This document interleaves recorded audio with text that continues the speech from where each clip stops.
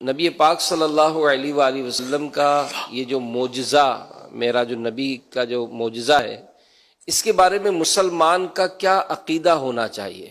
اس پر جیسے مسجد الحرام سے مسجد اقصی تک، اس پہ نص قطعی اس کو بولتے ہیں، قرآن کریم کے نص دلیل، سبحان الذی اسری بعبدہ لیلا من المسجد الحرام الی المسجد الاقصی الذی بارکنا حولہ لنریہ من آیاتنا انہ هو السمیع البصیر۔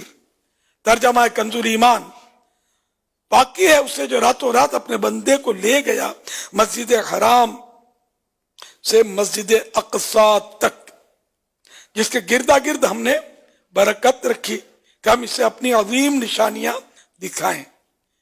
بے شک وہ سنتا دیکھتا ہے۔ مسجد حرام سے لے کر مسجد اقصی تک کا سفر، تو اس کا تو ماننا جو ہے یہ فرض ہے، ضروریات دین میں سے، اس کا انکار کفر ہے۔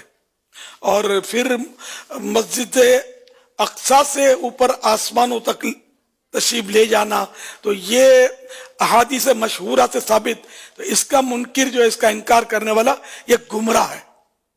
اور اس کے بعد اوپر تک مزید جو اسفار ہوئے اور آپ نے نظارے کیے پیارے آقا صلی اللہ علیہ وسلم نے، تو وہ سب جو ہے یہ اس کا انکار کرے گا تو بھی وہ خاطی ہے، خطا پر ہے، بھول کر رہا ہے وہ۔